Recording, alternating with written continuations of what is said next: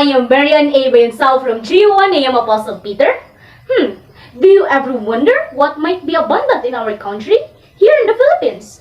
Like history. We are full of historical pieces of stuff that, if you may ask, is actually good because it proves that our country comes from being nothing to becoming something extraordinary.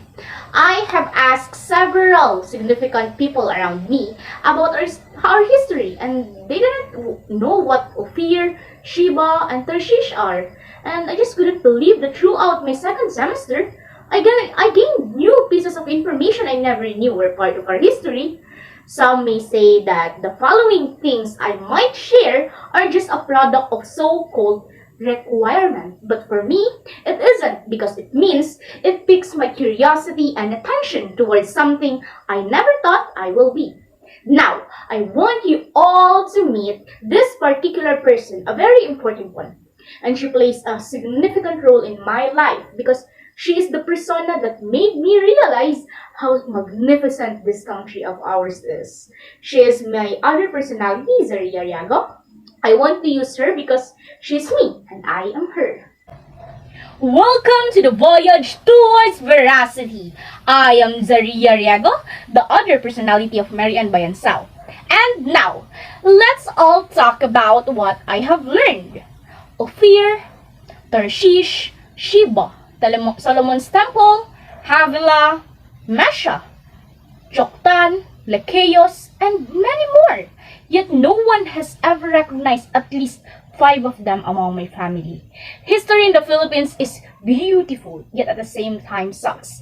First day of class in readings in Philippine history, I am confident that I know my history. Yet how funny it is to think that the first answer to the question, what is the ancient name of our country, will make me stumble 3 times harder. I was confident to tell that according to this very book, our ancient name is Las Filipinas, or Filipinas, given by the Spanish navigator Ruy Lopez de Villalobos in honor of Prince Philip of Asturias, who became King Philip II of Spain. And to my surprise, I was wrong, because the ancient name of our country is Ophir. And it is way back before the Spanish conquistadores renamed it. Like, I am astounded by the fact that this is the history I have been taught, or the history we are being taught at school. It awakens my love for history and social studies. Upon recapitulating this book of his Philippine history, it never once mentioned any Ophir, Tarshish, or any veracity or facts that have been given to us in this astonishing journey, or the voyage towards veracity. And most of these are actually in fact written by Jesuits, historians, like in 1751.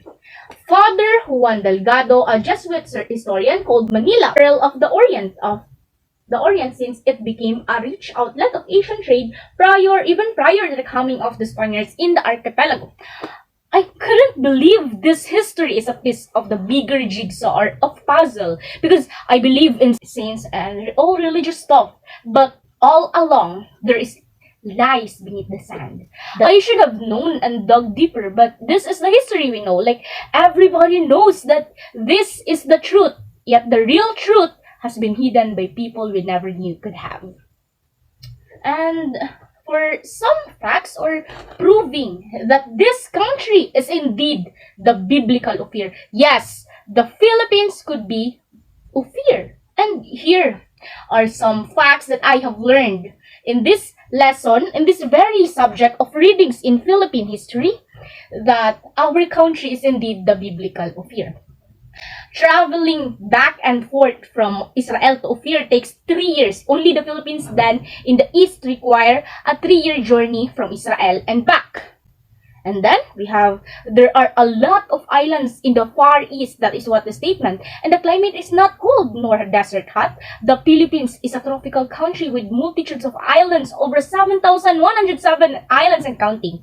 Red sandalwood trees, sometimes known as Nara trees, were acquired by Solomon. The red sandalwood tree is a national tree of the Philippines because it is a high quality hardwood tree and is widespread here in our country again, Philippines. Ophir provided Solomon with ivory, despite the fact that there are no longer any elephants in the Philippines. Numerous elephant bones have recently been found during archaeological digs there. It is thought that the Philippines once had a large population of elephants, and then is blessed with peacocks and numerous exotic birds. The Philippines has it again. Is rich in silver and gold. There is a lot of gold and silver in the Philippines. In the past, people could simply dig up gold nuggets from the ground or from the rivers, and even slaves could wear gold. People adore wearing blue and purple clothing. Ancient Filipinos favored wearing blue and purple clothing. Ophir has beautiful marble. It is Romblon marble we have. According to the prophecy, Ophir is a nation from the Far East that will one day disseminate the gospel all across the world. And isn't it obvious? Ophir residents enjoy singing. Most Filipino homes have karaoke equipment, and even when someone sings out of tune, they continue to sing. Without music, a party is not a party, and Filipinos are recognized for having excellent singing voices. Ophir was the source of Solomon's pearls. The Philippines is known as the Pearl of the Orient Seas because of its profusion of pearls. In a book found in Spain entitled Colección General de Documentos Relativos a las Islas Filipinas, the author has described how to locate Ophir. And it says it is in front of China towards the Sea of Many Islands where the Moluccans, Chinese, and Licaos met to trade. Hesterol asserts that this group of islands could not be Japan because the Moluccans did not get there, nor Taiwan, since it is not composed of many islands. Only the present-day Philippines, he says, could fit the description. Spanish records also mentions the presence of Licaos, big, bearded white men, probably descendants of the Phoenicians whose ships were always laden with gold and silver in the islands to gather gold and silver. Other evidences has also been pointed out, suggesting that the Philippines was indeed the biblical Ophir. So there are many facts that has been pointing out, yet no one has really knows this history. Like even I myself, I didn't know such thing. I am turning 20, and up until this very sem is how I learned my history. And if that is not yet enough that Philippines is indeed the biblical Ophir, then I don't know anymore. Errors from the past are currently being worked on. Many historians even conduct their own independent research into the reliability of their sources. The goal of a historian has to be carefully and honestly, truthfully gathered, document, and discover new facts about the past.